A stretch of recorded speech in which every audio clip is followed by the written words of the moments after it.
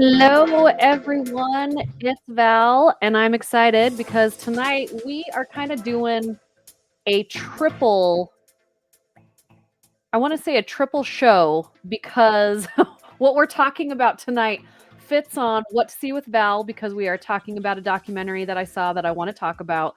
We are also on right now live on Seemingly Appropriate Podcast because we are talking about things that other people think are uncomfortable that we need to make appropriate to talk about. And we are also on Movies That Make Us because on that podcast, we also talk about movies that influence our lives and make us who we are. So this is a big deal that this topic, this movie, this documentary that we're going to talk about fits all three. We're talking about Anchor Point tonight. And I have with me my special guest. And Holly, you are the creator of Anchor Point. Yes, ma'am. I sure am. So let's talk about.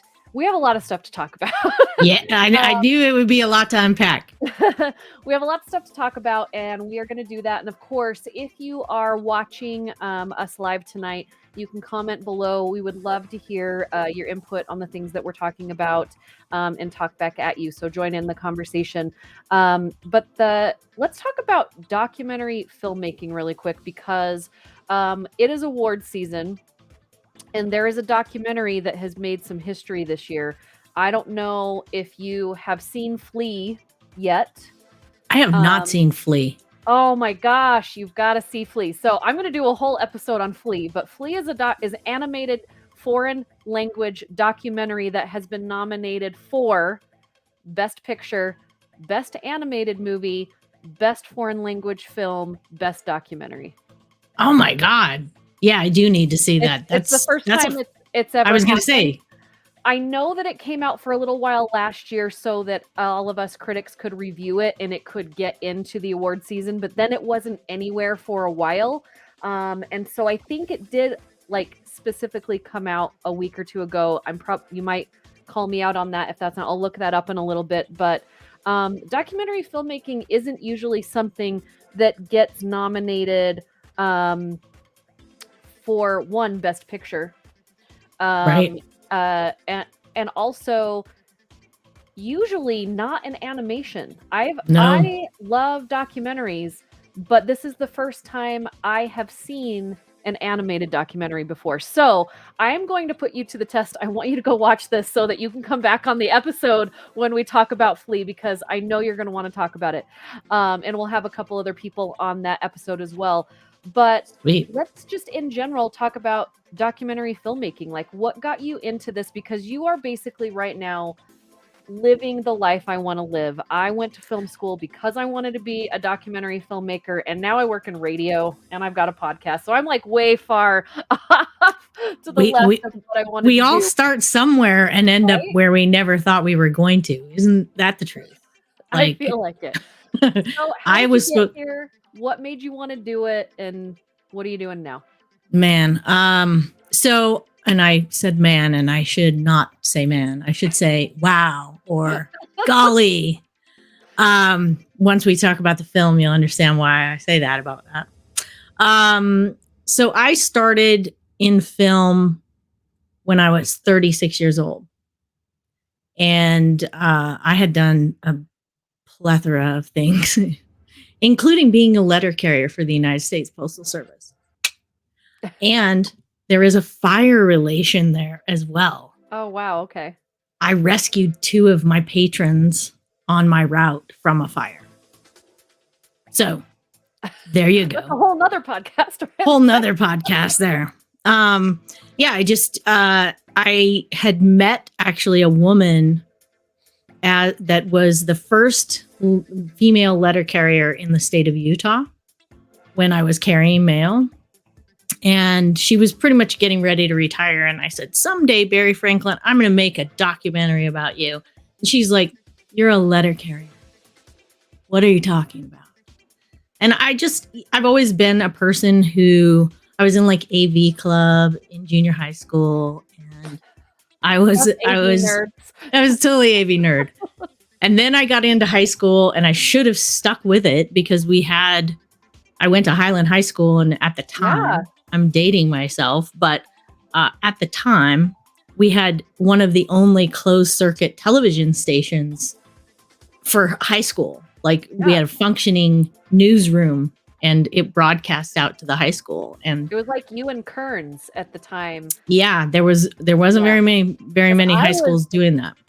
I was one of the few people that started my Taylorsville High School's first television program. And I remember we went over to Kearns and Highland before that to take the classes because we didn't have it available. So yeah, that's so cool. Yeah. And so of course, you know, I got involved playing sports, and then it was like that was not going to happen because practice and all the other extracurricular activities that go with being a sport person did not jive with the morning and afternoon newscasts that were being broadcast to the students. But so I've always been a person in my family who carried around a camera and documented what was going on. I've always been really curious about our family history and, you know, finding old archival pictures and things like that. And so I've always been kind of that person that has enjoyed the medium, I guess. And when I was in college, people, filmmakers, and probably you and other people who own theaters probably can shun me. My father and I, we were kind of broke and living in Newport Beach, California. And there was a cool cinema, kind of like the Broadway, where they played art house stuff and foreign flicks and stuff like that, and lots of documentaries. And we would, on Sundays, I would come down from college and spend time with him. And we would pay for one movie and then sneak into like at least 3 more. Right. And watch movies all day long. And that was just like stuff that we would do. And so movies have always been a part of my family and a part of my life. And documentaries especially. I love true stories. I think, I don't know, there's just nothing stranger than truth. Yeah, totally. And so when I was a letter carrier, I was extremely unhappy. And the iMac came out with iMovie for the first time when I was carrying mail. And so I started practicing making little things for my family and stuff, you know, with slideshows and other geeky things that you do when you start to learn to use editing tools. And I started kind of trying to tell stories using, I'd pick specific music that would go with the stuff that I put together and try to tell a story. And people started hiring me for doing like family history videos and things like that. And then I was kind of like so unhappy being a letter carrier that I was talking to a friend of mine who's a well-known life coach here in the Valley, Lynn Christian of Soul Salt. And she was like, well, what are you passionate about? And I said, well, I'm really loving what I'm doing in my hobbiness of putting together these movies and things for people. She's like, well, have you ever thought about becoming a filmmaker? And I was like, how would I even do that? You know? And she's like, well, talk to some people who are already doing film. And so that's kind of where it started. And I actually asked a bunch of people, do I need to go to college? And every single person who was in college was like, no, absolutely. Yeah. Do not waste your money. So I like to tell people I went to Google and YouTube University for film school. I mean, I think that's kind of what everybody's doing now. I went to film school and, you know, it was a good experience, but I really think that being on set is like the best school you can go to. Yeah. No, everything I learned from people who were willing to help out this geeky person who showed up and was just like, teach me how to do what you do. And some of them would be like, hell no, get out of my face, lady.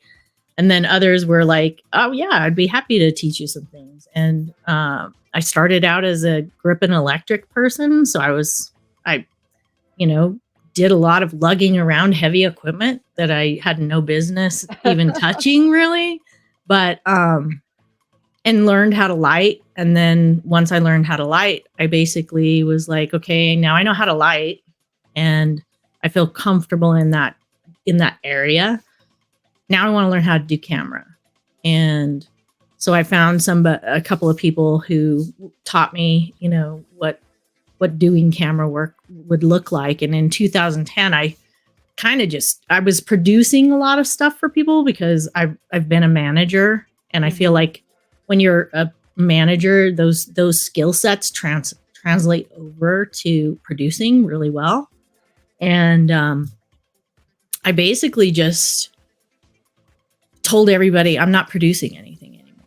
Please don't ask me to produce. I only want camera gigs. Yeah. And it was hard because I went probably through like a 6 to 9 month period where I wasn't shooting anything except for whatever I was pointing my camera at just to get practice. That's crazy because I did the same thing, because you and I have similar backgrounds when it comes to being in management and being females in management and being females that want to get into film. And that's what I was doing, was producing, because that's what I could do, because everyone else wanted to do what I call the fun, but they didn't want to do, you know, how to make you have to actually do these business things to make the film happen.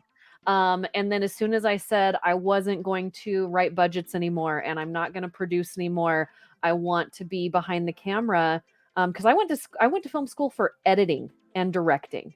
Wow.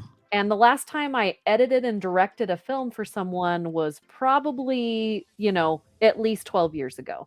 Wow. But you had the tenacity to like keep going. And I'm like one of those people that I need some instant gratification. So I found other things to do that I kind of, and this gets us into the movie, that I was allowed to do at the level of smarts that I have, of intelligence, to use all of my capabilities. And, you know, and so, I mean, we met probably about 10 years ago, I think. At least. And in, you know, the film groups here in Utah, and you kept going. And I kind of, you know, said, well, I mean, I like to watch movies and I can do that, you know, I can talk about them, just because I'm sad to say this, but I was just tired of fighting it for a while. You know what I mean? I'm going to make an adjustment to my camera right now. It's flickering and it's pissing me off. Of course, because you spoken like a true cinematographer. Yeah. Hold on. And so, so you kept going. I did. And, you know, you took that little bit of drought and you kept going. And then now you're here. You've got this documentary, and you can see at the top of the screen up here, you know, everything that this film, probably not everything, but a lot of the things where your film has gone. And so you finally got behind the camera. You waited, you know, through the drought, you got behind the camera, and I've been just watching you, you know, not like a stalker, but I've been we've been stalking we've stalked each other for a long time. So that's bullshit. We're both stalking each other.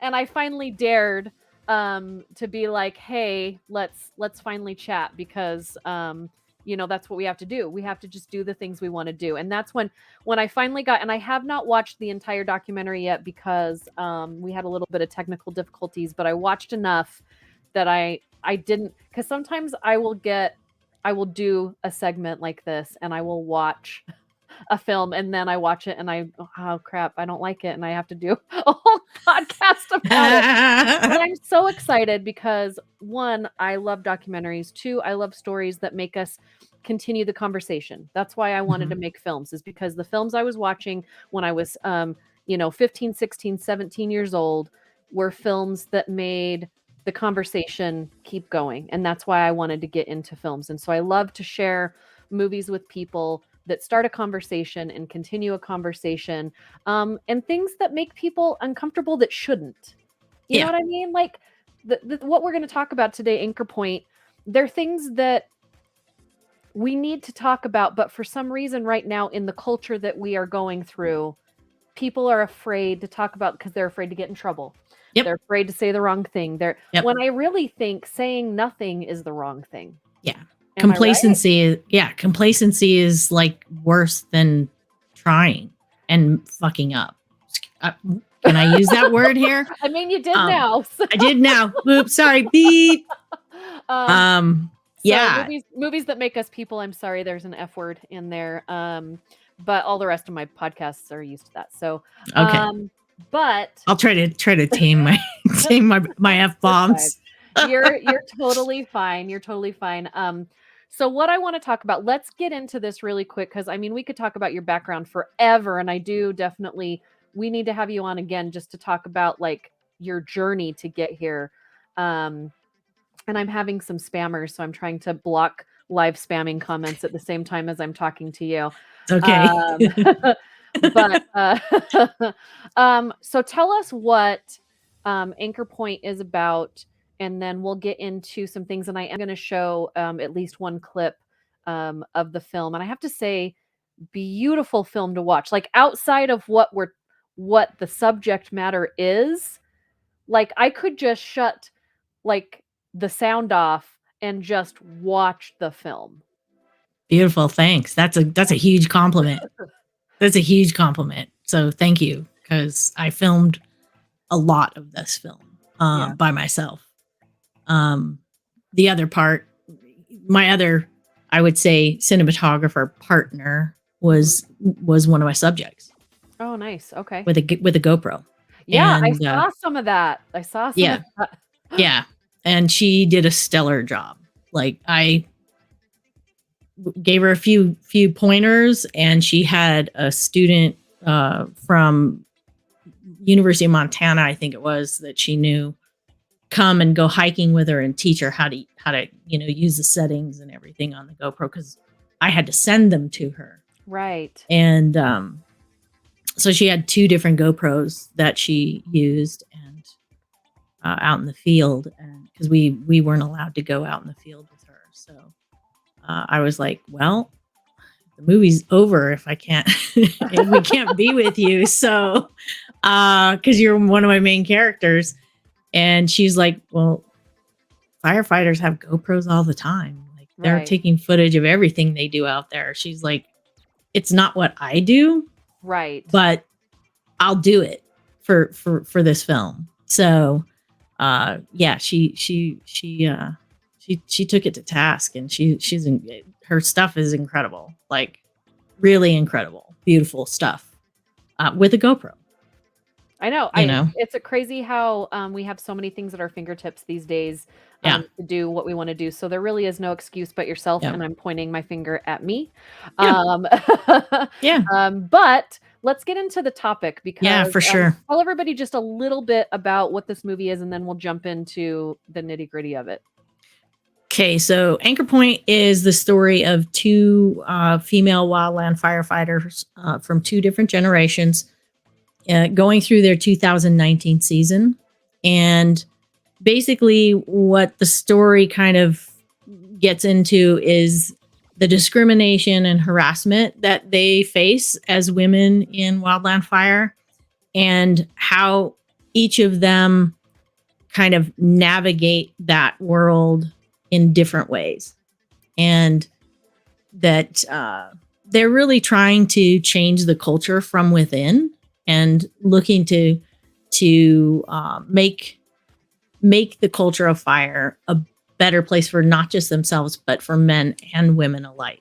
And basically we talk about, patriarchy and misogyny, and in really non-threatening ways, I think.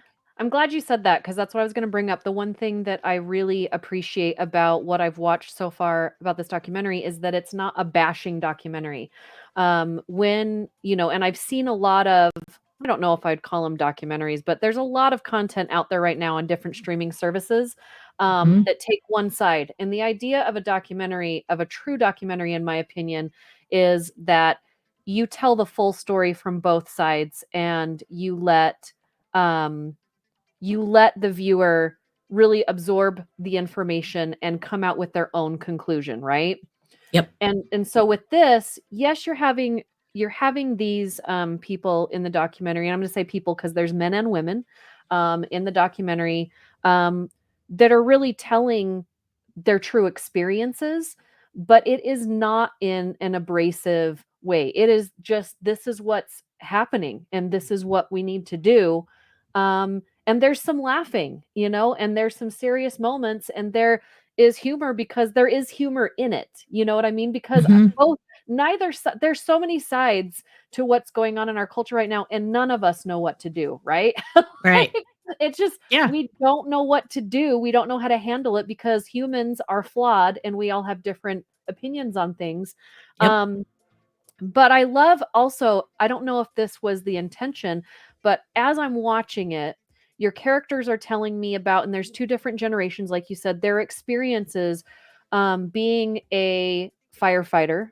But also, I'm learning a lot about how fire is actually good for the environment if used in the right way. Like things that I had no idea. I know that we've been, utilizing protected fires for a long time, like that's something that Mhm. we do, but I didn't quite understand why it was so important. So you Yeah. kind of have an environmental documentary as well. Yes, definitely. That was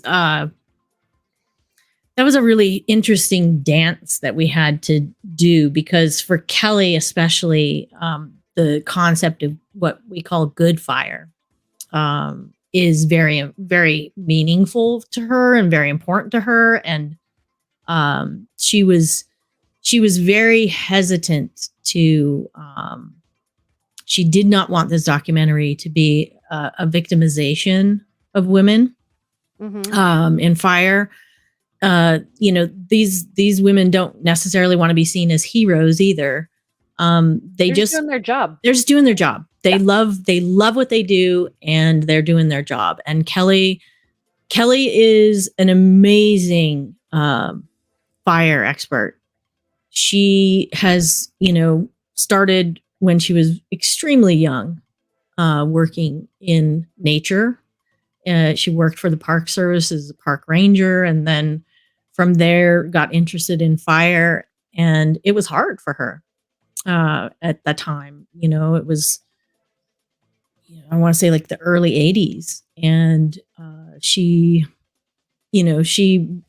actually had to help with a fire that happened at a camp place that she was working at. And I think she was part of like the kitchen staff or something. and Yeah. and it was like all hands on deck kind of thing, and it was really exciting. And she actually asked the guy who was in charge that they were helping, how would I get into this? And he's like, women don't do fire. It just wasn't a thing then. Yeah. And so she started pursuing it. And she is one of the highest ranking fire management officials in the history of fire. I'm not going to say but she's one of. Hmm. And she was the chief of fire and aviation at Yosemite National Park. And when she started there, probably would have been probably in like 2009, I want to say. Her goal was to work with the park system to allow fire that was naturally started, lightning strikes and such, to burn. Just let them burn. And Yosemite is one of the only parks that does that Hmm. lets natural fires burn, unless they're going to threaten Yeah, they're life. And controlled, but Mhm. yeah. Yeah. Yeah. And so because they are very important for land management and for renewal. And sequoias wouldn't exist unless there's fire. So it's really a misnomer that we're constantly putting out wildfires. It's really something that I learned, doing this film, that fire is just really important to our natural world. And that ever since colonialization, We have suppressed fire, Yeah. and there's a metaphor there. We also suppress women, interestingly enough. Yeah. And This so does there's not, I want to say really quick though, this does not mean you go out into the wilderness and start fires. no. Humans ruin things. Yes, So humans ruin we don't things. want human-made fires. We Yeah, want, no. yeah, we want Yeah. natural contained fires. Natural contained fires. What we call, I mean, they do prescribe the women prescribe fire training exchange, Yeah. where we did a lot of filming directly with fire because it was controlled. Yeah, it's and that it's safe. contained fire. Yeah.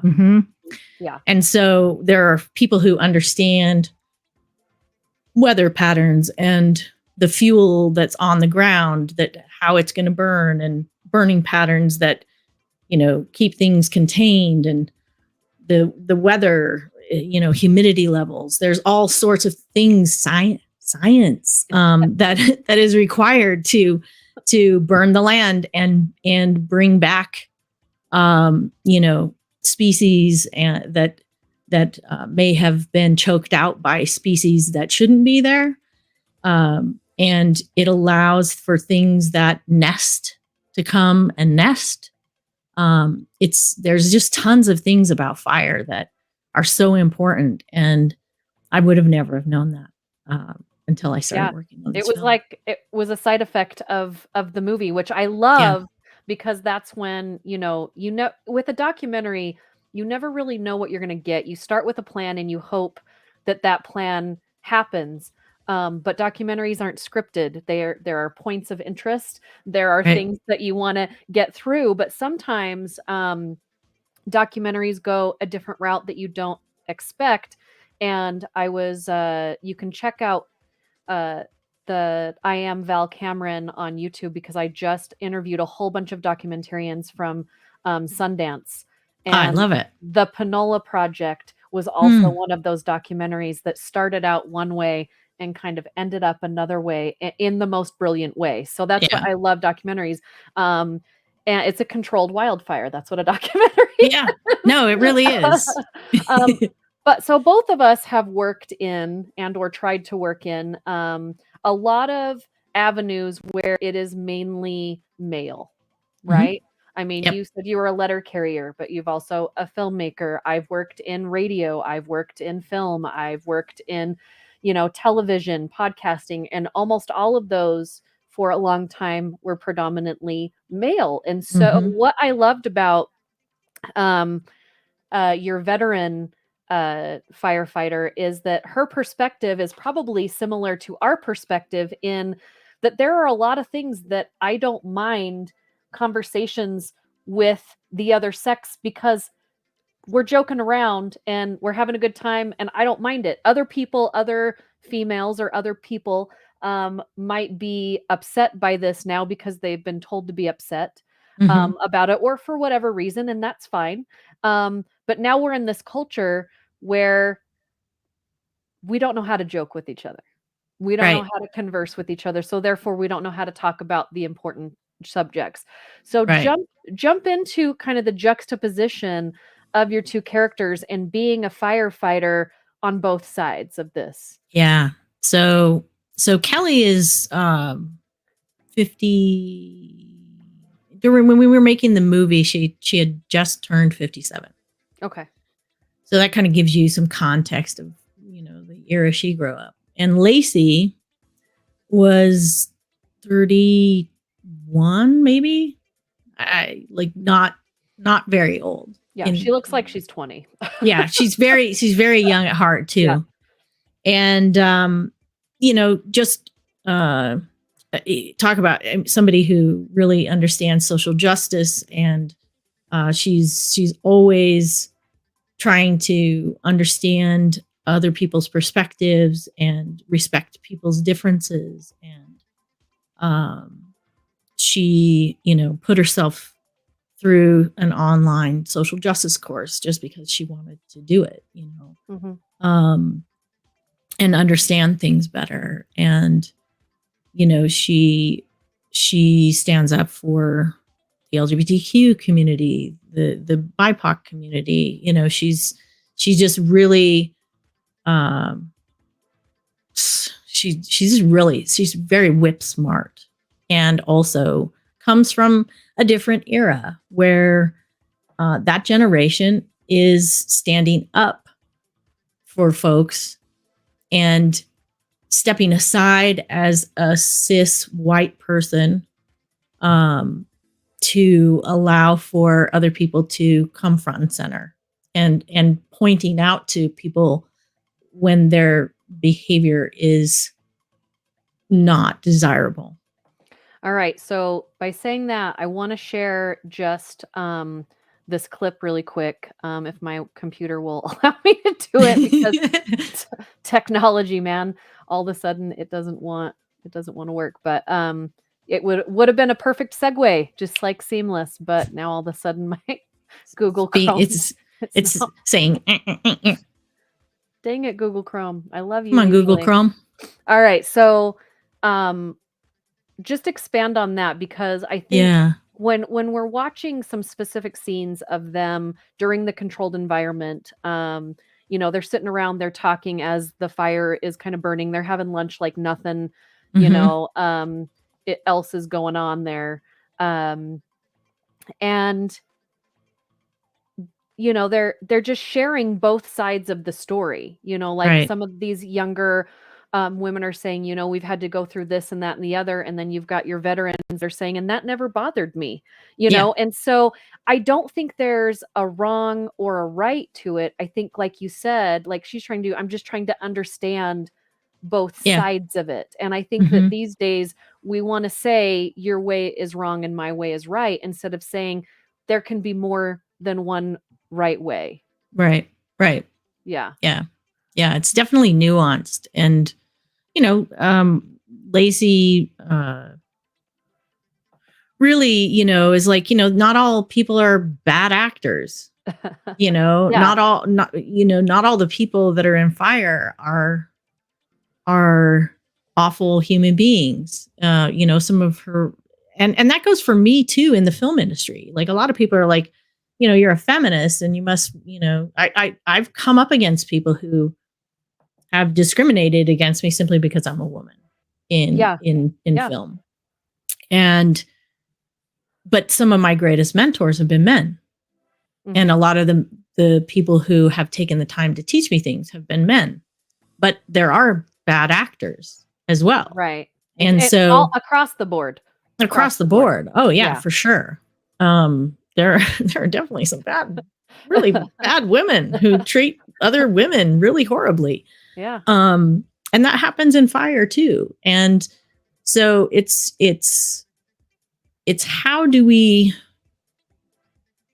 find ways to work together and respect our differences is kind of, I think, where the film tries to land. And I think that one of the things that Lacey kind of taught me is that, it's a yes and. It's not but. It's a yes and. Right. And so it's really important to, it's kind of like how she says there's one scene where she talks about, my boss called me a girl. That's the scene I'm trying to show you. Trying to pull up. And it's saying Chrome is not responding. So I'm hoping that this rude. Our podcast is actually happening right now. I've never had this happen in a podcast during a vlogcast before. During a blogcast where it says it's not responding. And so, like, I don't even know if we're still live. Like, I'm hoping that we are. We're just my little thing is in the corner that says it's live. Okay, well, that's good. I hope that it's not just a black screen, because my whole screen, you know how it does like that white filmy thing that says it's not responding? That's what I have, so I can't touch or do anything with my screen right now. Oh, so no. My hands are off. I love technology, man. That's awful. And I just said that. I love technology, man. That's a thing that, like, I've had to pay more attention to, and I've wanted to, is like the man, you guys, because I've grown up saying you guys. When I started working for I was the Pride Festival director for 1 year, and it made me understand more why, you know, Gendered maybe based language yeah, and is but is im- is it's kind of important. Yeah, important. it's important, and but I grew up with we all grow up in different ways, and I don't Hmm. ever get angry with the way people are because they grow up, but what you need to do is once you learn, you But you need learn, you just have to keep working at it. yeah, Like, and it is a lot of work because I still walk into a room sometimes of all women and I'm like, "Hey guys, what's up?" hey guys, yeah, right, Because that's that muscle that's in there that and I'm not saying like if you say it, you right, know, w but for me, it's important that I recognize it and that I try and do better for me. yeah. Well, Um, and it's a room full of women, so yeah. so and also, you know, in fire, when the majority of the people in the room are men, and there are women there, Mhm. you know, it excludes those women, whether they intend it to or not. And everything in our language, in our culture, is based around the white male. Mhm. And so, the predominant way that language is built is in favor of maleness, if you Mhm. will. Yeah. And so we're all steeped in it. Men, women, children, all of us. And so we all do things that harm folks. Yeah. It's not just men, it's women too. And because we do things to uphold the patriarchy. And so it is about just being conscious of, who you're talking with. And part of that, you're going to make mistakes. I mean, when we were filming with W-Trex, this is a classic example. The first day that we got there, because we spent 7 days camping with these women and men, and we got there, and Lacey was doing a briefing or kind of a talk, if you will, before they got ready for the burn that day. And her talk was about using language, appropriate language, Right. appropriate pronouns, how to address a group of people that's mixed gendered, or maybe you don't even know, like it seems as though they might be men, but they also might be women. You don't Yeah. know anymore. And you And can't so assume. You shouldn't exactly, assume. you shouldn't assume. And so how do we her whole talk was about language. And we'd gotten there, as her talk was kind of concluding. And so, heard like the discussion afterwards. And one of the things that, she gave an example of is like, you talk to a group of people and you say, hey, you guys, and Mhm. there's 20 women in the room and 50 men. Right. Well, there's not just guys in that room. And so, one of the people that was at the camp was this transgender woman. And she said, well, when we have folks that do that, make that mistake, we just yell out bingo. So Oh, that okay. it makes them aware that Yeah. they screwed up. And it's kind of become this fun game. So I get up and have to introduce myself as this filmmaker to all these women and men. And the women have had a bad experience a couple of years back that I didn't know about. And there was a journalist who came and just constantly was hounding them about, basically, imagine somebody, how did he touch you? Kind of thing.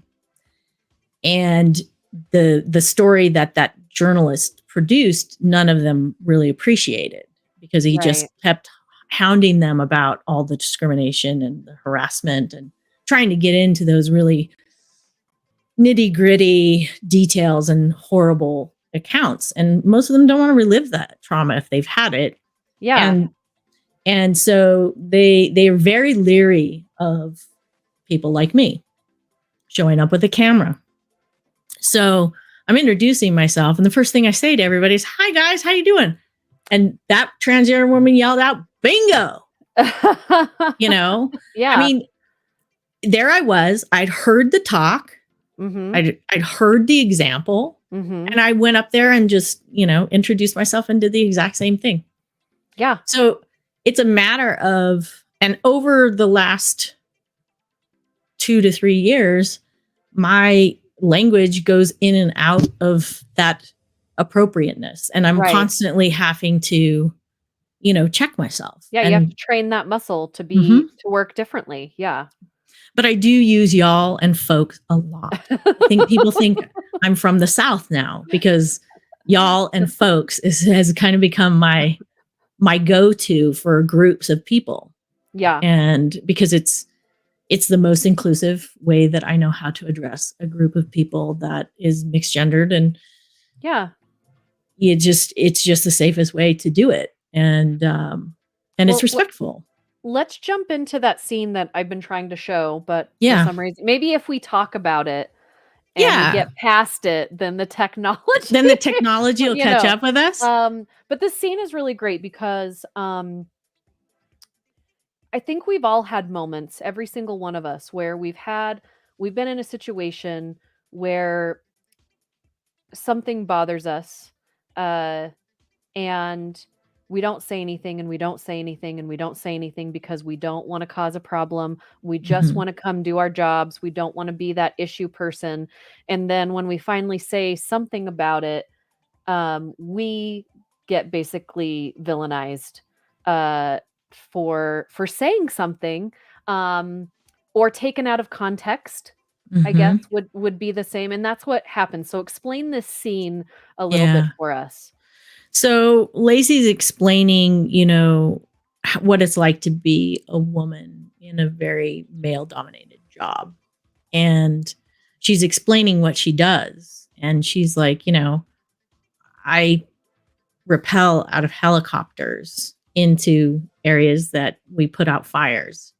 I carry a sometimes 100-pound pack out of the backcountry after we get dropped in to handle those fires. And, you know, and yet I'll be at work, and during the week, my boss will call me girl like 48 times. And that one time that I say, hey, could you quit calling me girl? Yeah. Could you use my name or some other, way to address me than girl? Yeah. Because I'm a woman. I'm a full grown woman. I'm not a Yeah. little girl.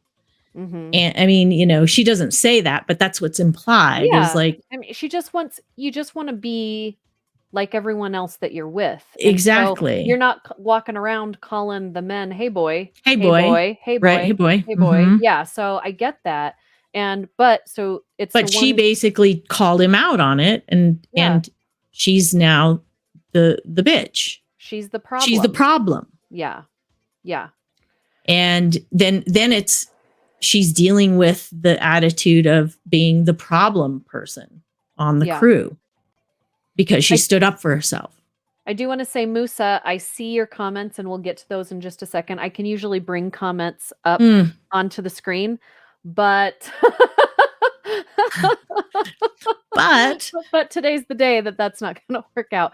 So yeah, we'll get to all comments in just a second. But yeah, so this moment where she's like, so I finally say something after not saying anything, and I'm the problem, and now you're villainized. And if you say something about, I'm not trying to make you the bad guy. I'm just trying to point something right. out that I don't like, Mhm. then then they think they're being villainized. And so it's this, like, how do we have this conversation Yeah. with people, because everyone is so on edge. And I just think, and I know this is such a kumbaya statement, but if we could all just be open to the fact that we don't know everything, Yep. and the fact that we all have different feelings about things, and just stop being so defensive. But I Yep. think that most of us, and I'm trying not to say we all, that most of us, that's another thing I'm Mhm. working on. that most Mm-hmm. of us, no matter who you are, have been in a situation where you have tried to explain a situation and it doesn't come across the way that you're trying to come across, right? I don't Right. want to be a victim. Mhm. I remember, and it just horrifies me now that I even said it. I was on a women in film panel at Sundance like 10 years ago, whatever. Um, and it was a panel about women getting up there and saying how they have basically been not even sexually harassed, but just sexually mistreated at a job just because you're a woman and Mhm. this. And I got up to say, I've never, like, I think of myself as a filmmaker, not a woman filmmaker. And I never felt like I was being that I've been put in that aspect. um and I don't know, I kind of was just like, I don't, not all of us are like that, and I actually Yeah. said, like, I've never led with my vagina before because I've always just walked in a room like, I am just here to work. But I think it's important, and this is why, like, when I think about that moment irks me, it's actually empowering to say, "I'm a woman filmmaker," Yes. or, "I am a male filmmaker," or, "I am a minority filmmaker," or, "I am a what," because, it's we need to see those things. And I know Yes. that we all want to be treated equally and the same, but I also want to be noticed for who I am. And Right. I am, like, I am right now that I know of the only female film critic on TV in Utah. How is that a thing? Yeah. How is that a thing? At this current time, I'm pretty sure I'm It the is. only female film critic on the air. It is 2022. Right? Um. And I wanna say that I am a film critic, and I don't Yeah. want people to think that I'm anything other, but at this moment, it's very important to say, I am the only Only female female. Mm-hmm. film critic that is on any television station that I'm aware of in Utah, right? And I rotate with someone Yeah. else, like, I'm not even on, like, full time. Yeah. Um You kind of fill in. Well, Yeah, right. I You rotate with rotate. someone else, which is Mm-hmm. fine, Yeah. but, like, how is that a thing? And so I think, I just cringe because, yes, we all wanna be treated equally. We are actors, we are filmmakers, we are firefighters, we are service people, Mm-hmm. but at the same time, there are moments in time, moments in history where it's very important for you to be noticed for what you are doing, um, because people need to be aware when they're when it's When predominantly it's one predominantly thing. one thing. Mm-hmm. Yeah. For sure. And I For think that's sure. what these women are trying to say. There was a moment that Mm-hmm. I saw in the documentary where it's like, "You know what? It's usually, 50 men and 3 women out here. How awesome would it be for us to turn it around to be the other way?" And that's exactly what they did. Yeah. They basically because for a lot of these women, they go to these training camps and to level up their skill set so that, like, if I'm a, say, second year firefighter and I want to learn how to use a chainsaw, who are they going to give the chainsaw if we're going to a mostly male attended training scenario? They're going to Not give it to me. the dudes. They're Right. not going to give it to the girl. Yeah.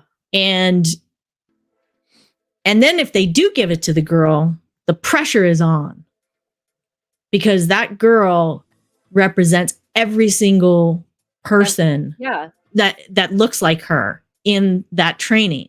So if she And fails or so if makes she a mistake, fails, then that's it's like, gonna be in see, their mind. Yeah.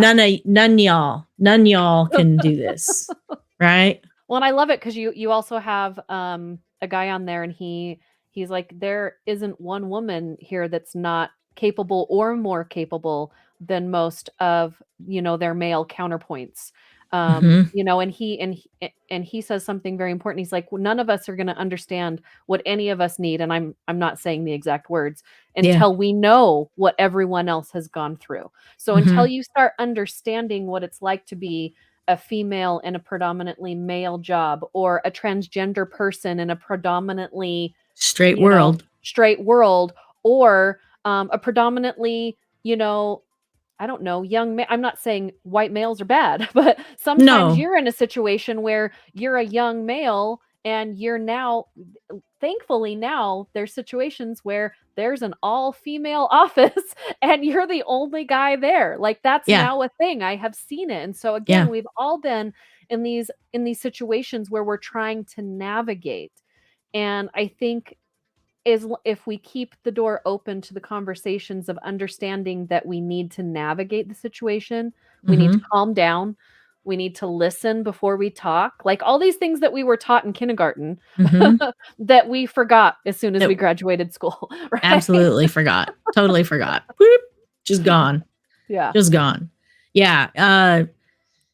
These women basically were together at an all, majority male training because they have these TREX programs all over the country and the world.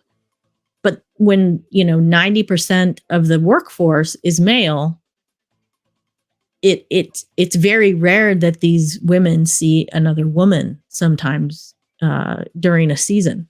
Yeah.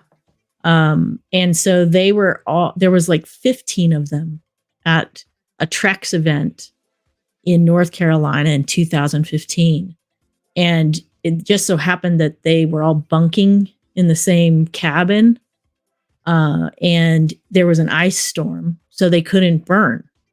They couldn't do some of the training because it was just miserably cold and icy. And they ended up kind of having this powwow. Uh-oh. No, I'm here. I'm here. Okay, good. I'm good. I got it fixed. They ended up having this powwow and going, this is weird. This is weird because I've never worked with so many women in the same place at the same time. Right. And wouldn't it be cool if we could actually develop a training that was female centered instead of male centered? And so they approached the guy who runs the TREX program and said, we want to develop a women's TREX and we want to flip flop the numbers. We want there to be 90% women at the training and 10% men. It's Right. not that they don't want men there. They want men there because they actually talk about during their camp, their training camp, issues that women face. Yeah. And so that the males that do attend have this space that is more female centered, and they can actually learn from the women what it is that they feel when they're working with a male dominated group. Yeah. And so every guy who I've talked to that's come out of that program that has had the balls to go and to be a part of WTREX comes away from that camp a changed firefighter and a better ally to women on their workforce, and also for just any minority group. Because believe me, just like Monica says in the movie, if some guy is picking on you and calling you cupcake, you can definitely bet that weak guy, a man who's the weakest link, he's picking on that guy too. Yeah. And so it's about standing up for everybody. And that's really, what this gets to is that it's really about, it's not about equality as much as about equity. Yeah. Because there's a difference between equality and equity. All right, I'm going to cross your fingers that we're going to, just because I know we talked about it, but I also want people to just see how beautiful the film is, but also just to have, that moment with your cast right here. So I'm going to bring it on. Yay, that worked. Let's turn up the audio. Because you say like, well, my boss called me a girl. Okay, brush it off, let it go. And I said, well, my boss called me a girl 48 times this week. And I let it go. 46 of those times, and I pointed it out twice, and now I'm difficult. That's not really simple to explain to someone who hasn't experienced that. And that's just one example. The amount of energy that I spend regulating my emotional response to my work environment is ludicrous. I mean, I spend a lot of mental energy on the work itself. It's a dynamic, risky environment that we're constantly reassessing and evaluating. That itself is exhausting. To add on top of that, being constantly aware of the fact that I'm in an environment that's like a cultural environment that doesn't feel totally welcoming and 100% safe, that's just an added energy expenditure that I don't think I have the capacity to keep doing that for the rest of my career.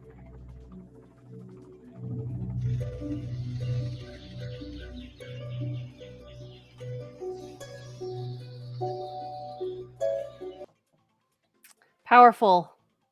Yeah. Powerful stuff. And also I like there are so many shots. She actually rappels out of a helicopter and the rope gets caught on the tree and I'm thinking to myself, "Oh no." And she gets out of it and she gets to the bottom and she figures it out and it's one again, there's just so many stories inside of this story. And look what I can do now. Look at that. Musa. He said, "I'm so glad." Musa. He said, Thanks "I'm so for glad dropping in. someone is bringing this to the big screen. No one should be treated differently based on the gender or color on their skin." And we agree. These are the conversations that we need to have. And we can have the conversations without being volatile. Yeah. Because if you're being volatile, that's not a conversation. No, it's really So, not. Yeah. It's either a yelling match or a, I'm right, you're right. And Yeah. and really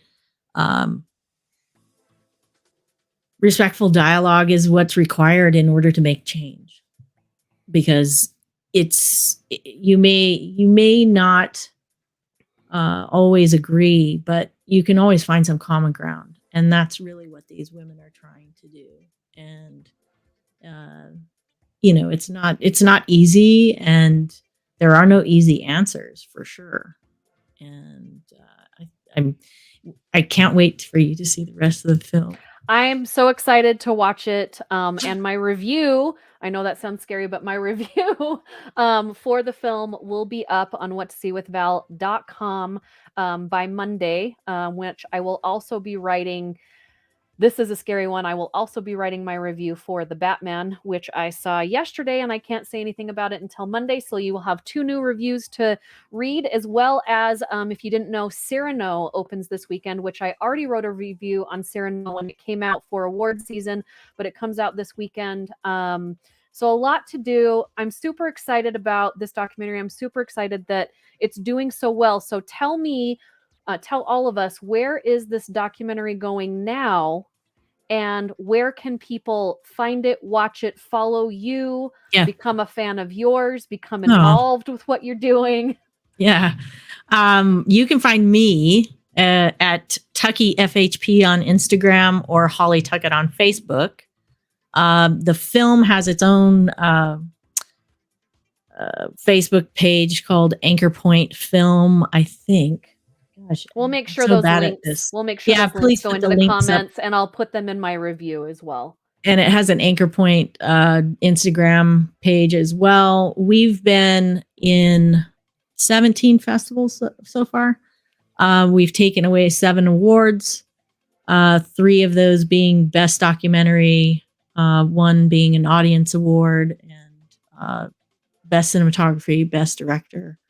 It's been really well received on the circuit, and I'm blessed that it has been. As a filmmaker, film festivals are so important, and having them not be live was almost soul crushing. I've only, out of all those 17, I've only been to 3 live festivals. Oh my goodness, that's crazy. Everything else has been online. And but the funny thing of it is, Val, is that if those film festivals had been online, none of the firefighters would have been able to see the movie. Right. There's good and bad to both. And the fact that this is the thing, when you're in a theater watching a film, you have a tendency to bond with it a little bit more. It's that feeling and that power that you get from everyone in the room.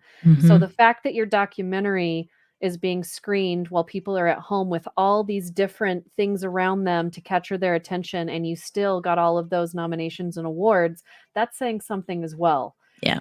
And thankfully all of the firefighters got to see the documentary. Is it gonna be at other festivals? What's coming up? Yes. Coming up, the Destiny City Film Festival in I think it's in Washington State, just outside of Tacoma, Washington, I believe. That is an online festival.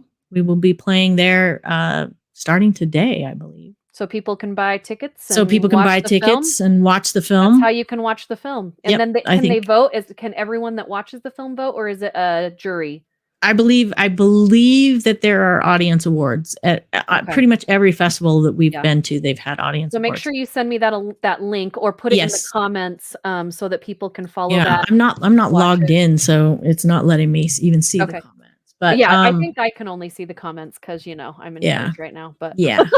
But it's we'll put it in there. It's DestinyCityFilmFestival.com, I believe. Okay. And then also Women's Voices Now, which is a very it's a well-known women's group of filmmakers. That it's a festival, but it's it's kind of like an invite kind of festival, and you get selected, and then the selected films are in competition for cash awards. That starts on the 1st of March and runs through the 31st, and we have been picked for that, and I am stunned that we got picked because Erica Kahn, who I totally respect, her film Belly of the Beast, which is fantastic, it's won an Emmy or two, and she's somebody who I adore and love her films, and we're right alongside her film Belly of the Beast. And Abby Ginsberg, who's a very famous documentarian, has a film that they picked. And so yeah, this is it's kind of been a surreal time. We're working on distribution. Nice. So hopefully in the next 6 to 8 months, you'll see it actually out there in places where you can rent or buy it. I would prefer it just go straight to streaming platform, but I don't know that will happen. It's been an amazing journey. You haven't seen the part of the film where we actually have Brandi Carlile and the Highwomen I've song. met Brandi Carlile. I brought her out for the Pride Festival in 2016. Yes. Yes. She and Natalie Hemby and Laurie McKenna are the songwriters of Crowded Table. And we got a festival license to start with, but the three of them have said yes to worldwide rights. And we're working on getting Warner Records to basically say yes on the master recording side. So as soon as that happens, you got some big things going on. Yeah, making stuff happen. And does it make your every time you say that you're a filmmaker, that you've said it tonight on this podcast, it just makes my heart smile. I mean, how does it feel to say that? Like, a lot of people can say, like, they say they're a filmmaker, but like to actually be like a filmmaker, how does that feel now? I mean, you started, what you said, at 36?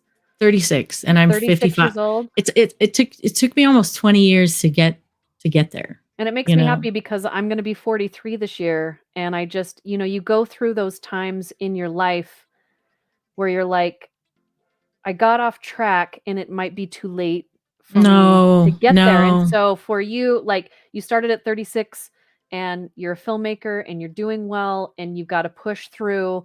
So many things we're learning tonight. So many things. Yeah, and I'll say this, Val. Even when you think you've arrived, there's still Oh more no, work to there's do. more. There's more. You got to keep So working all the time. Keep pushing. yeah, it's no, it's very validating. This film, especially, this is the best film I've made out of every film I've made to this point, and I love it.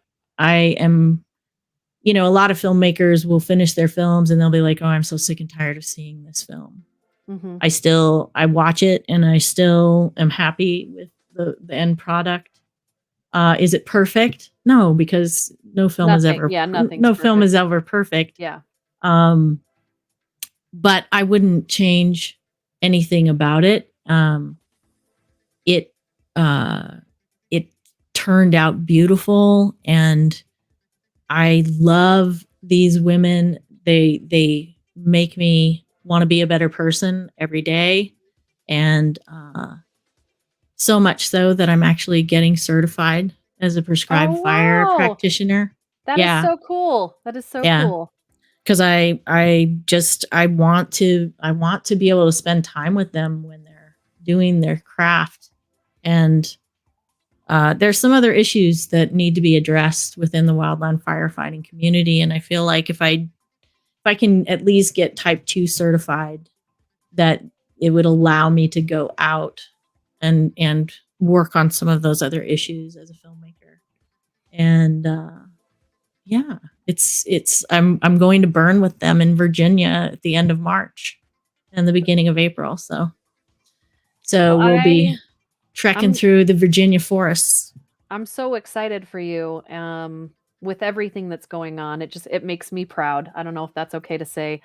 Musa says, "Who does your casting and where can we follow any opening opportunities?" I'm sure she can post that as well, or you can message her on her Instagram.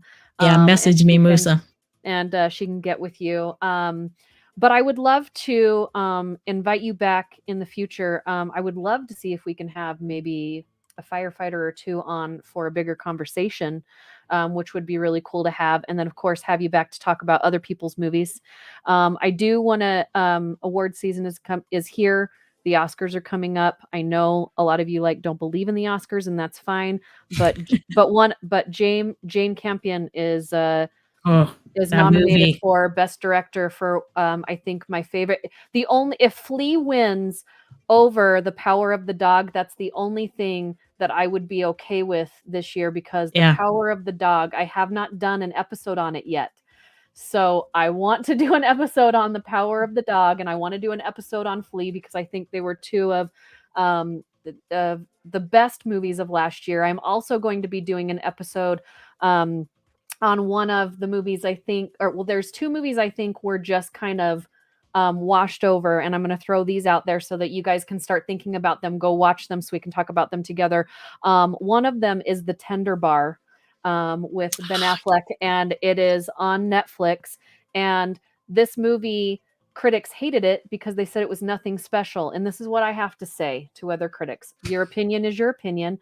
For me, it was a well-made movie, and sometimes all I want is to sit in a theater or sit at home and watch a movie that from front to back is well written, well directed, well acted, that the pacing is great, and it's not freaking 3 hours long, black and white, or singing at me. And and I love all of those other movies. Okay. It is on Prime. Sorry, it is on Prime. I've watched so many movies, you guys. In the past 6 months, I have watched hundreds and hundreds of movies. So I forget. I do have a review up at whattoseewithval.com, but I want to talk about The Tender Bar. I want to talk about how it's great to see light in Ben Affleck's eyes again when he is doing his craft. But I also want to talk about another film, and I think this is the one that's on Netflix. And I'm going to make sure really quick that is correct before we're out of here today, because I love Western films. It's one of my favorite genres, and this movie came out, and not only was it a great Western film, but it was also a great soundtrack. It was great direction, and the acting was absolutely fantastic. And if you guys have not seen it yet, I'm making sure, is it on Netflix before I say anything? Why won't my computer work today? I don't know if it's you. It could be me. I have weird February energy. Weird. February is almost over. Yes. I think it is because it's passing, but that isn't one I want to talk about. All right. Please come up. And somebody can maybe correct me here, but I feel like this movie and it has, yes, Netflix, The Harder They Fall. So, if you have not seen it yet, it is on Netflix. It's The Harder They Fall. We are going to jump into this film, and I'm going to try and get some people to talk about this film with me from all walks of life. So if this is something maybe you think you can be on the show about and you want to talk about and you have like an actual opinion about this film, I really want to know because I feel like it was totally just washed over. You've got Nathan Majors. You've got who I think is absolutely amazing. I don't know if you've seen Nathan Majors in anything, but he absolutely blew me away in this film. And of course, you've got Idris Elba, but one of my favorite, Lakeith Stanfield, is in this film, and his part. I don't know. It's just I don't know why it wasn't picked up. I don't know why people didn't think it was better than it was. Because there are black people in it. It's all black. Yeah, that's what I was gonna say. I'm just like, except for when they go to the white town, right? All white, like literally all white. Mm-hmm. But it was the most Western movie Western film I have seen in a long time. Yeah. And the choreography between the fights and the score and the cinematography and all these things happening together, like I've seen it at least 5 times on Netflix. Like I just can't get away from it. And so I want to talk about that. So if you want to talk about that one, Tender Bar, Flea, and of course Tender Bar. I'll talk to you about Tender Bar all day. I'll have you be on that show with me. And The Power Love of the it. Dog. Power of the Dog I just saw like 2 nights ago, and it is it's better the second time around. Yeah, I gotta watch it again because I feel like the time I watched it was even better because it's one of those films, and I know we're running long here, but you guys are still here, so we're gonna keep going for a minute. I have another podcast I have to record at 8:00, but it's one of those movies that you watch it, and I saw it in the theater, and I wish more people had a chance to see it in the theater.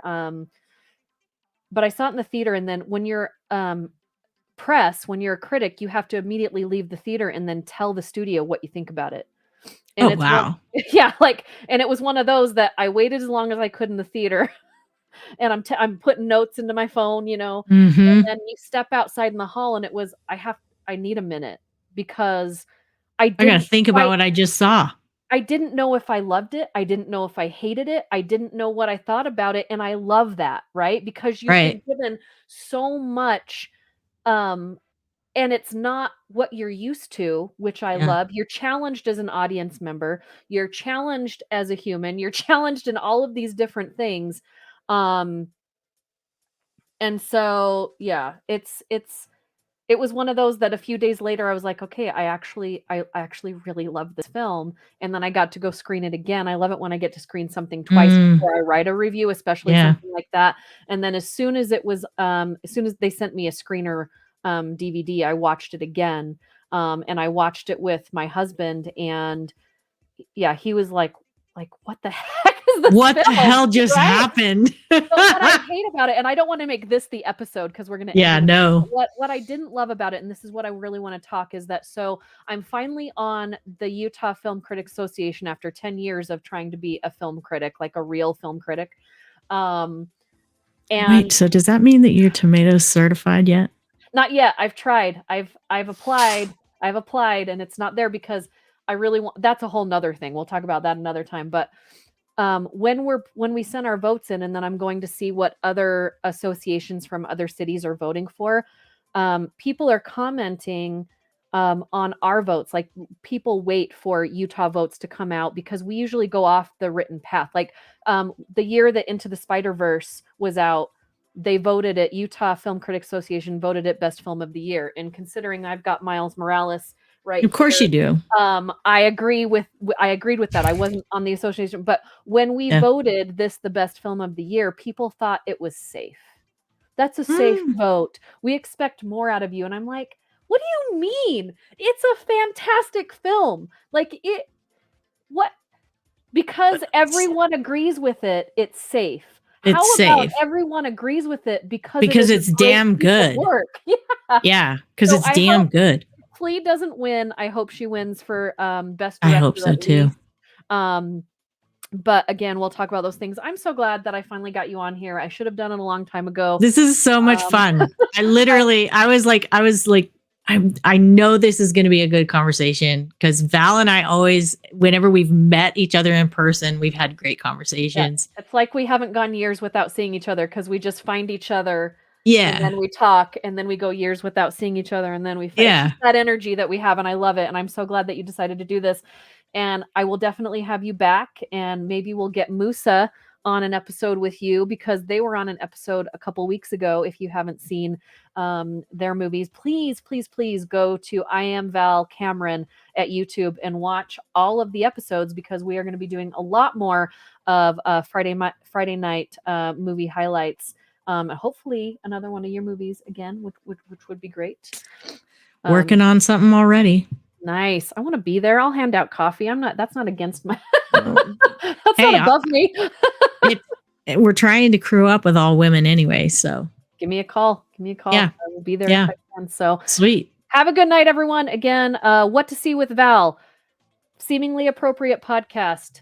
Movies That Make Us, multi-plane podcast. That's where you can find everything. And whattoseewithval.com is where absolutely everything is at. Check out my review for this amazing documentary. I already know I'm going to like the whole thing, even though I've only seen about 25 minutes of it. That's how good it is. Thank you, Holly, for being here. Thank you, Val.